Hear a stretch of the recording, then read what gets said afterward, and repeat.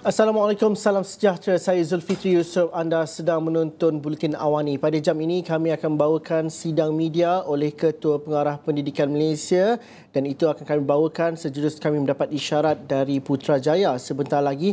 Ini berkaitan dengan peristiwa yang begitu menggemparkan kita semua apabila seorang pelajar wanita, seorang pelajar perempuan berusia 16 tahun maut akibat ditikam oleh seorang pelajar lelaki berusia 14 tahun di sebuah sekolah di Bandar Utama pada awal hari ini. Dan ini menuntut perhatian kita semua bagaimana kita menilai dan juga mengikuti rapat insiden ini daripada aspek keselamatan dan juga bagaimana tindakan susulan yang bakal dilakukan oleh pihak Kementerian Pendidikan khususnya, dan juga kami juga meneliti setiap perincian dan juga perkembangan terkini dan kenyataan rasmi yang dikeluarkan oleh pihak berkuasa. Antara lain, sebentar tadi polis mengesahkan bahawa telah merampas 2 senjata tajam yang disyaki digunakan dalam kejadian seorang pelajar perempuan tingkatan 4 yang maut ditikam di sebuah sekolah di Bandar Utama pada jam 9.30 pagi tadi. Ketua Polis Daerah Petaling Jaya, Assistant Commissioner Samsudin Mamat berkata, suspek yang merupakan pelajar lelaki berusia 14 tahun telah ditahan dan disiasat di bawah Akta 302 Kanun Keseksaan.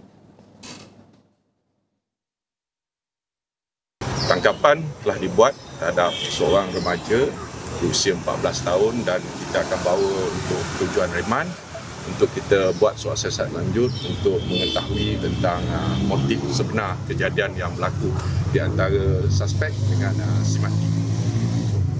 Tuan, seksyen berapa tuan siasat? Kita siasat di bawah seksyen 302 Kanun Keseksaan. Reman pada esok tuan? Reman pada esok di Mahkamah Magistrate di Petaling Jaya. Ada rampasan senjata? Ya, kita ada rampas 2 senjata tajam yang kita percayai digunakan dalam kejadian ini. Mangsa dilaporkan mengalami kecederaan di beberapa bahagian badan sebelum disahkan meninggal dunia di lokasi kejadian. Mayat mangsa kemudian dibawa ke Pusat Perubatan Universiti Melaya PPUM untuk proses bedah siasat. Kecederaan tikaman di bahagian badan. Beberapa tikaman? Beberapa tikaman. Nanti bila keluar laporan postmortem nanti kita akan tahu berapa jumlah tikaman yang sebenar. So proses merekod keterangan sedang berlangsung? Sedang berlangsung. Okay. PPUM. Okay. Dan insyaAllah akan buat postmortem pada petang ini. Dalam pada itu, beliau turut menegaskan tiada elemen buli dikenal pasti dalam kejadian terbabit. Katanya lagi, tiada pelajar lain yang dilaporkan cedera atau menjadi mangsa dalam kes tersebut.